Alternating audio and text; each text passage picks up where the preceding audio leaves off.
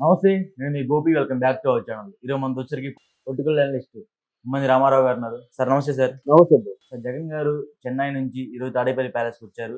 రేపొద్దున నెల్లూరు వెళ్ళి అక్కడ ఉన్న సెంట్రల్ జైల్లో పిన్నెల్లి రామకృష్ణారెడ్డి గారిని వెళ్ళి పరామర్శించబోతున్నారంట. సో దీంట్లో ఏమేమి పరామర్శిస్తున్నారంటే అసలు ఎలా వెళ్ళి పరామర్శిస్తారు, ఎందుకు ఆయన మంచి పని చేసి జైలుకి వెళ్ళలేదు, చెడ్డ పని చేసి జైలుకి వెళ్ళలేదు. సో అలాంటి వ్యక్తిని ఏమని పరామర్శిస్తారు? ఆయన ఆలోచన విధానం ఏమీ మారలేదండి. ఆయనలో పరివర్తన రాలేదు, ఆయనలో పశ్చాత్తాపం కూడా రాలేదండి. బాగా అందరికీ తెలిసిన హంతకుడు, హత్యా నేరాలు ఉన్నాయి, దాడి నేరాలు ఉన్నాయి, స్కామ్ నేరాలు ఉన్నాయి. అందరూ చూస్తుండగా ఈఎంలు పగలగొట్టాడు, అందరూ చూస్తుండగా సిఐని హత్యా ప్రయత్నం చేశాడు. ఇటువంటి చట్టాన్ని దొరకకుండా తప్పించుకున్నాడు, 4 రోజులు అబ్స్కాండాడు. ఇటువంటి వ్యక్తిని గవర్నమెంట్ అరెస్ట్ చేస్తే మీరు ములాఖత్ కోసం వెళ్ళారంటే మీకు ఏమైనా పర్థం ఉంటుందా? ఏమీ తెలియనటువంటి చంద్రబాబు నాయుడిని అరెస్ట్ చేస్తే మీరు వెళ్ళలేదు, కనీసం పరామర్శించలేదు, కనీసం అది అరెస్ట్ని సాటి సీఎంగా ఖండించాలి, అరెస్ట్ని ఖండిస్తున్నానని చెప్పాలి, కానీ చట్టం తన పని తను చేసిపోతుందని చెప్పాలి. ఇటువంటి తెలివితేటలు లేవు. కానీ పూర్తిగా ఆపోజిట్ పార్టీని నామరూపాలు లేకుండా నేలమట్టం చేయడానికి పూనుకున్నావే, మళ్ళీ ఏ ముఖం పెట్టుకుని వెళ్ళి పిన్నెల్లి రామకృష్ణారెడ్డిని నువ్వు ఓదారుస్తావు? చాలా మంది ఉన్నారు. ఇప్పుడు రేపు రోజా వస్తుంది, అంబటి రాంబాబు వస్తాడు, విడుదల రజని వస్తుంది, కొడాలి నాన్న వస్తాడు. వీళ్ళందరినీ ఓదార్చుకోండి, మీ కోరిక తీరుతుంది, వాళ్ళకి కూడా దురద తీరుతుంది.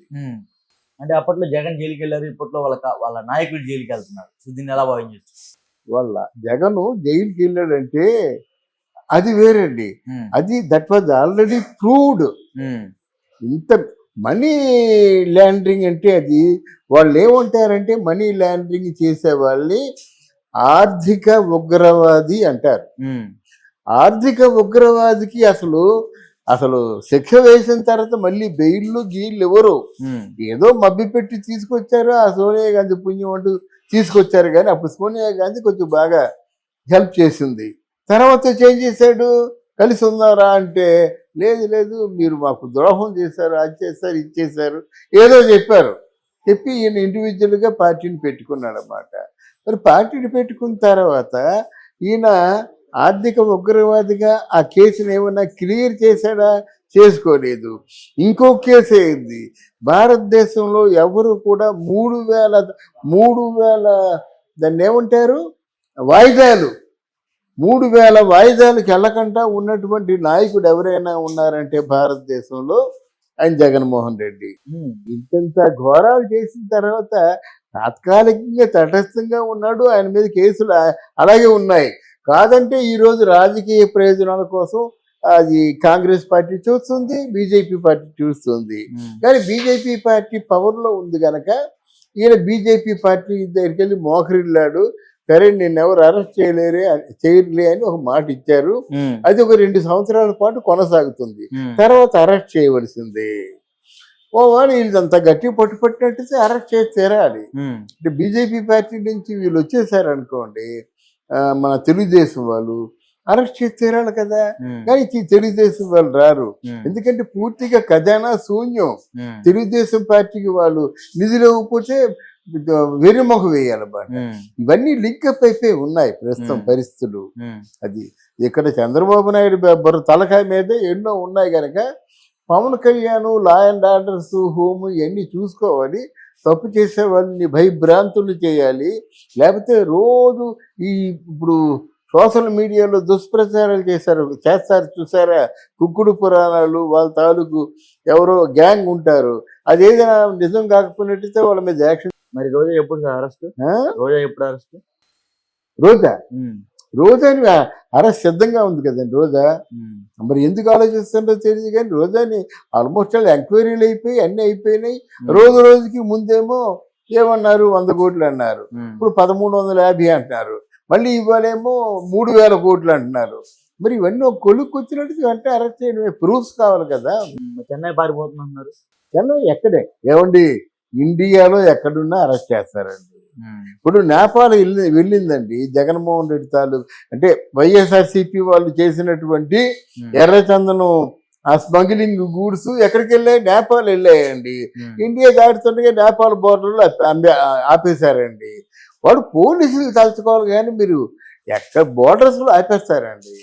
మనం కాబట్టి బుర్ర లేని వాళ్ళని కళ్ళు లేని కబోదులం కాబట్టి 25,000 కోట్ల డ్రగ్స్ విశాఖపట్నం వచ్చి ఆగిందండి. అంటే మిగతా వాళ్ళందరూ చూడనట్టే కదా, సూపర్ చెక్ చేయనట్టే కదా. పోనీ ఆ రోజు అంత అన్నారు ఇంత అన్నారు, దాని గురించి మళ్ళీ ఎవరైనా ప్రస్తావించారా? ప్రస్తావించలేదు కదా. మీకు ఎప్పుడైతే పరిపాలనలో ప్రధాన విషయం ఏంటంటే శిక్షా స్మృతి కఠినంగా లేకపోతే పరిపాలన సాగదండి. అందుకే రాచరిక వ్యవస్థలో శిక్షా స్మృతి అంత కఠినంగా ఉండేది. సపోజ్ ఎవరైనా కడుపుతో ఉన్నటువంటి ఒక గర్భవతిని పొడి చేశారనుకోండి, మళ్ళీ వెనక ముందు ఆలోచించడం లేదు. ఆ సాయంత్రమే ఆయన ఉరి తీసేవారు అన్నమాట. అంటే మీ శిక్షలు వెంటనే అమలు చేసేయాలి. ఇంకొకటి సార్, వైసీపీ పార్టీలో ఉన్న ప్రస్తుత ఎమ్మెల్యేలు ఎవరైతే ఉన్నారో వాళ్ళు కూడా జనసేన పార్టీతో మంతనాలు జరుపుతున్నారంట, నిజమేనా? జనసేన పార్టీతో మంతనాలు జరుపుతున్నారు, తెలుగుదేశం పార్టీతో మంతనాలు జరుగుతున్నారండి. వాళ్ళు ఆర్థికంగా బాగా ఖర్చు పెట్టేశారండి.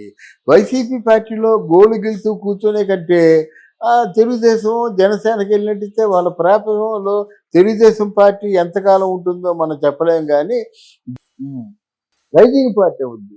రేపు ఆంధ్రప్రదేశ్లో ప్రధానమైన పార్టీల్లో జనసేన ఒకటి అవుతుంది. అర్థమైందా? అందుకు జనసేనలో చేరుతారు. ఏదో నామినేటెడ్ పోస్ట్ వచ్చినట్టయితే వాళ్ళ ఖర్చులు వచ్చేస్తాయి కదా. ఖర్చులు అంటే ఎలక్షన్ లో పెట్టిన ఖర్చు వచ్చేస్తుంది కదా. అసవాదాలండి. రాజకీయంలో సేవ చేద్దామని ఎవరు రారు, సంపాదించుకుందామని వస్తారు. అది సేవ అన్నది ఓ బూతిని చూపించినట్టుగా ఇంకొకటి, జగన్ గారు వచ్చిన వెంటనే జన సమీకరణకి అయితే చేస్తున్నారంట, అంటే భారీ ఎత్తున జన సమీకరణ చేసి ఏం ప్రయోజనం చెప్పాలి? ఏం ప్రయోజనం? ఇప్పటికి కూడా జనాలు మా వెంటే ఉన్నారు అన్నట్టు చెప్పడానికి ఇవన్నీ అలాగనుకున్నారు కదండి. ఫలితాలు వస్తే అనగానే ఉదయమో సజ్జల రామకృష్ణారెడ్డి, జగన్మోహన్ రెడ్డి సంబరాలకు సిద్ధం చేయండి అన్నారండి. అలా ఉంటాయి అన్ని. ఏది బుర్రలో ఉండదు. మాయా ప్రపంచం మిమ్మల్ని మాయ చేసేస్తుంది. అదిగో ఫ్లైట్లు వచ్చేస్తున్నాయి, ఇదిగో ట్రైన్లు వచ్చేస్తున్నాయి, ఆ నవ్వోటలు ఉన్నాయో మొత్తం బుక్ చేసేయండి, ఆ సంబరాలకు ఏర్పాటు చేసేయండి అని, డెకరేషన్ ఏర్పాటు చేసేయండి అన్నారు. ఎన్ని వచ్చాయి? అందువల్ల ఇవన్నీ రాజకీయాలు మాయని తెలుసుకొని ప్రవర్తించాలి. అంటే చివరకు మిగిలేది మాత్రం న్యాయమే గెలుస్తుందండి, ధర్మమే గెలుస్తుంది. ప్రజలు ఆ మాత్రం అంటే ఆలోచించకుండా ఎవరు ఉండరు. వీళ్ళ హడావిడే కానీ ప్రజలకి అన్నీ తెలుసు.